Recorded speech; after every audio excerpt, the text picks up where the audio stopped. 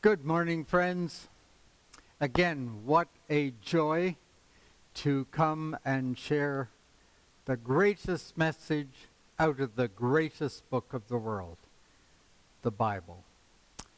And so this month of February, for the 4 Tuesday mornings, I want to take you into the life of a man called Moses. Who was Moses?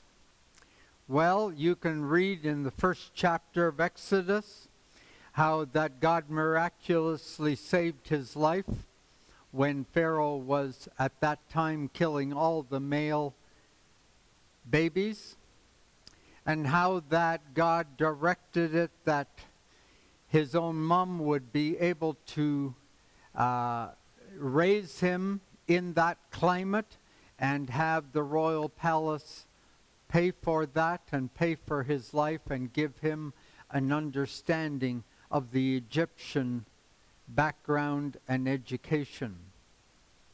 And then as he began to grow and physically began to see what was happening in the lives of his people, the Israelites, that he began to have a burden for them. He saw how hard they worked and how the Egyptians really abused them. And his heart began to pain for them. And then, out of the blue, Moses gets himself into trouble. He sees an Egyptian fighting against one of his people. And Moses, without thinking, on the spur of the moment, killed the Egyptian, put him in the sand, hid him. And then he found out that everybody knew about it, including Pharaoh. And so he had to run away from the country where he was.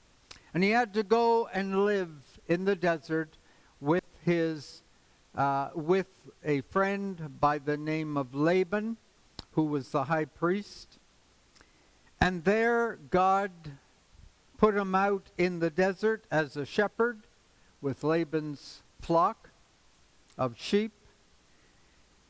At the same time, while he was there, Laban gave him one of his daughters to be his wife, and they also, while during this time, had a child. And so Moses has been out in the desert approximately 40 years.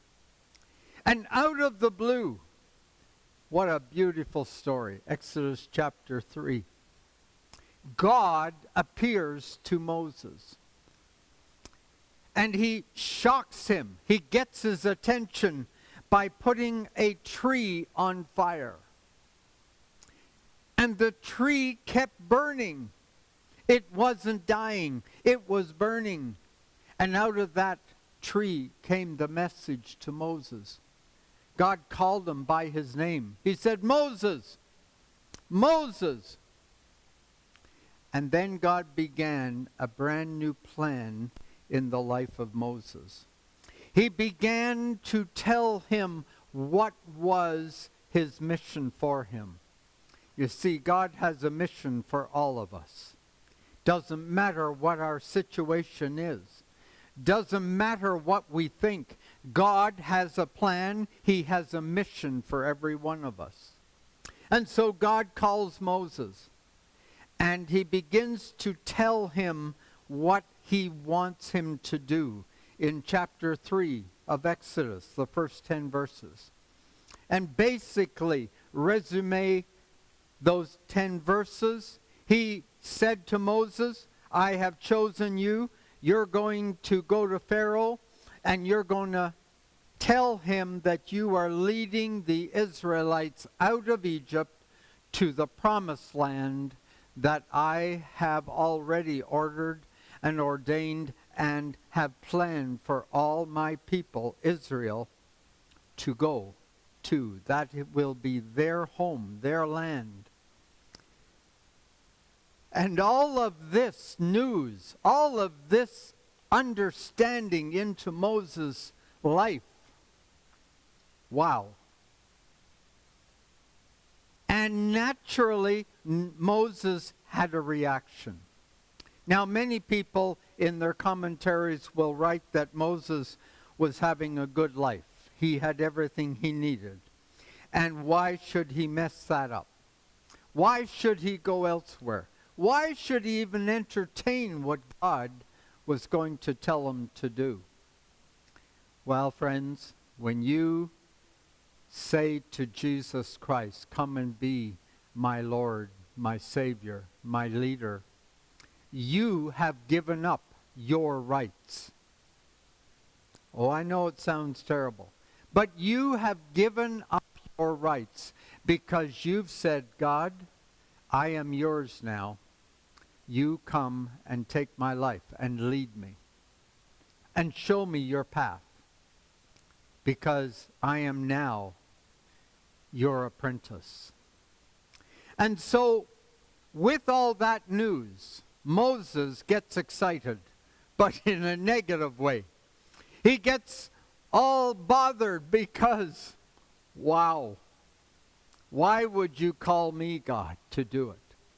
And we see the first argument that Moses puts to God in chapter 3, verse 11 and 12. He says to God, "Who am I to appear before Pharaoh? Who am I to lead the people out of Israel?" Like, do you understand who I am, God? I'm no great dignitary. I'm just a shepherd out in the backwoods looking after the sheep. Who am I, God? God always has an answer. He said in verse 12, "I will be with you." Wow. "And this is your sign that I am the one that has sent you. When you have brought the people out of Egypt," it wasn't if you bring them out, or maybe I'll think about asking you. God is already affirming in Moses' life, you will be the one who will bring them out of Egypt. And he said, you will worship God at this very mountain. Wow. Moses has a problem.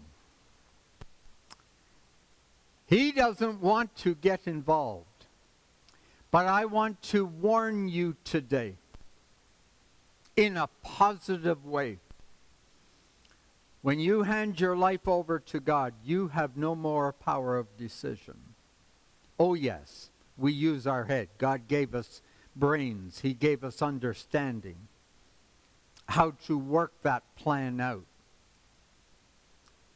But the direction and the how-to, He is the one who's going to teach you. He's the one who's going to tell you how. Others in the Bible, God spoke to Joshua. God spoke to Jeremiah. God spoke to the nation of Israel. And He told each one, if they would follow Him, He would be with them. There was no doubt in God's mind that this mission would not happen. God's mind was made up. Moses, you are going to bring the people out of Egypt into Canaan land, and I'll be with you, and I'm going to show you how to. And so, with all that, Moses had some moments wondering, am I qualified enough? Can I do it? But God was in charge. So Moses' first objection was, Lord, who am I? Moses' second argument to God, we run then from Exodus 3, verse 13 to 22. Moses says to God, verse 13, if I go to the people of Israel and tell them, the God of your ancestors has sent you to me, they will ask, "What is his name?" Then what shall I tell them, God? What do I tell them when they ask me that question, who you are? Who has given me authority to take this role on? God replied, verse 14, I am who I am. Or another translation says, I will be what I will be. Say this to the people of Israel. I am has sent me to you. God also said in verse 15 to Moses, say this to the people of Israel. Yahweh, the God of your ancestors, the God of Abraham, the God of Isaac, and the God of Jacob, has sent you. This is my eternal name, my name to remember for all generations. Okay, Moses, you made an objection. I gave you an answer. The first objection. Now, Moses, you gave me a second objection. I am giving you another answer. You see, in these first two objections or arguments, God will make a way. When he put his hand upon your life, you are no longer in charge. So let him give you direction and let him lead you. Now, I want to say this as I close. Don't forget, we all go through moments of indecision when God begins to lead us in the path he wants. We all have moments where, wow, God, is this really you? Can I trust you? Are you really real? And I want to declare to you today that when you say yes to God, stand back and watch the miracles happen. He has promised it. Get ready. God bless you.